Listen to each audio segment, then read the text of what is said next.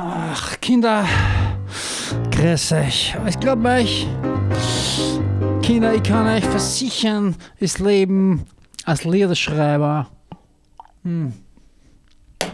ist wirklich alles andere als leicht. Weil du musst dir vorstellen, du kannst dir nicht immer mit jedem Lied und mit jeder Geschichte was super furchtbar Interessantes erzählen oder eine super Lebensweisheit bringen oder wieder einmal die Liebe beschreiben oder was weiß ich, geht nicht, willst auch nicht, du willst das auch nicht immer hören, ja.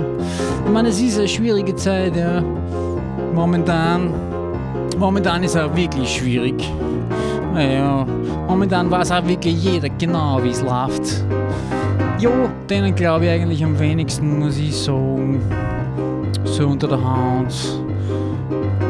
Kann ich euch auch versichern. Na, es ist schon wirklich auch so, dass ich finde, dass das zu viel ist. Ja, du musst nicht jedes Mal, wenn du was sagst, was man damit, manches Mal kann man einen Schmäh machen.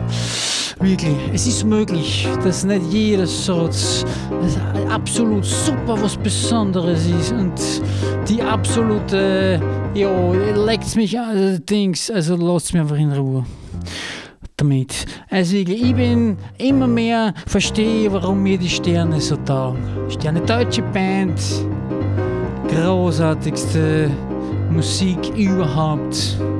Frank spielt kein bester Mensch, der jemals existiert hat. Wirklich. Ich habe ja meinen Star-Moment gehabt da mit ihm. Lang her, da habe ich mir nicht viel Freund gemacht an dem Abend. Na, Austrofred war auch dort, der hat geschimpft. Bist du gelähmt? Austrofred, völlig zu Recht geschimpft mit dem Kalibran, weil ich habe ein Weinglasl an die Hauswand gehauen. Die waren draußen rauchen. Völlig zu Recht, ganz nett hat er gesagt, dass ich ein Volltrottel bin. Eigentlich das gehört. Nein, hat er nicht einmal gesagt. Aber das gehört sich nicht, hat er gesagt, glaube ich. Nein, und ich habe das auch wirklich eingesehen, das gehört sich ja wirklich nicht. Und ich meine, ich habe mich dann halt nicht entschuldigt und wir haben nicht mehr geredet drüber. Ich weiß nicht genau. War aber eigentlich, glaube ich, nicht, dass er mir das Auge übergenommen hat. Ich meine, zumindest hat mir dann die Platten zumindest geschickt, die er mir versprochen gehabt hat. Die haben Platten tauscht, die haben Nummern tauscht, also Adressen tauscht. Die haben von mir Platten gegeben. Und ich habe Kreisky-Platten gekriegt, war ziemlich cool. Hat ein bisschen ausgepackt. Fred, wie das so rennt. Ich weiß echt nicht mehr, kann sein, dass das länger wie 10 Jahre her ist. Jo, und dann war das damals schon, naja, ich war mit einem lieben Freund dort, dem Phil.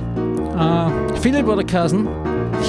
Und ich sage dann nach dem Konzert, es war was schön, es war ein Akustikkonzert, er hat mit der Akustikgitarre ein paar Sternenlieder gespielt und er hat ein Buch geschrieben, glaube ich, gehabt.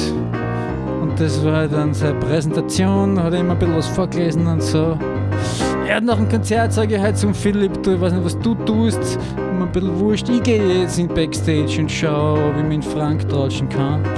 Naja, Philipp ist dann halt so und ist dann einfach mitgegangen. Wir sind reingegangen, Backstage, oben die Stiegen, im Café Phil und ja, irgendein Typ steht dort.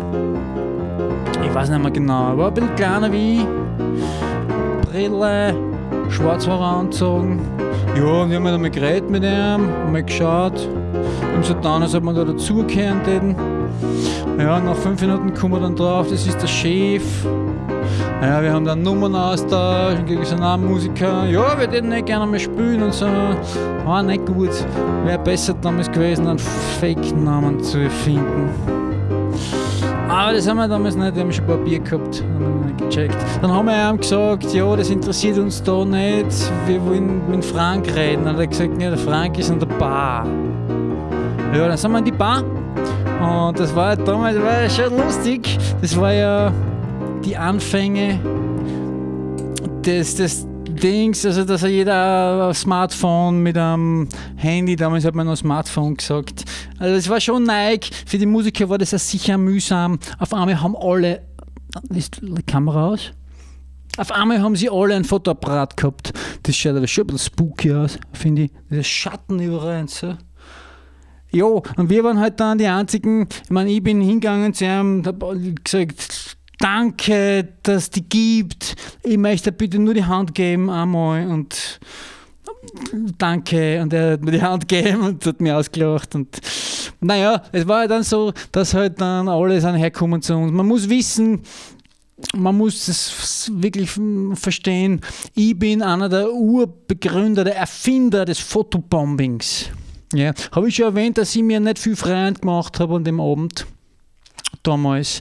Und das sind halt dann, wir sind halt dort geguckt und haben Bier getrunken und natürlich jede Minute kommt wieder einer her und Fotos und ich jedes Mal, ja Mama, Fotos, super! Und natürlich ist das nicht so gut angekommen damals. Ja, naja, lang ist es her. Es war schon witzig. Wir sind dann halt so schon 1-2 Stunden mit ihm da gesessen und mit uns hat er halt dann geredet, weil wir wollten nichts von ihm.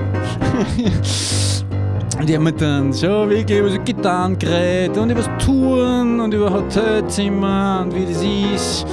Ja, wenn du dann bei Freunden übernachtest irgendwo und war echt super. Es war so richtig. Weißt du, wenn du dir vorstellst, so diese ein Tag mit einem Star und so, vergiss den ganzen Scheiß, ja, weil das ist das echte Leben, siehst du nicht. Und ich habe das in meinem Fall genau so gekriegt. Ich meine, natürlich hat er mir jetzt nicht seine Probleme erzählt, aber war schon für mich trotzdem ein sehr netter Abend. Kinder, ich sage euch was, ich drücke jetzt auf Stopp. Oh. Grüner Veltliner, der ist noch vom Auftritt letzte Woche überblieben. Geht aber nicht gut. Kinder, pfiat euch, ciao.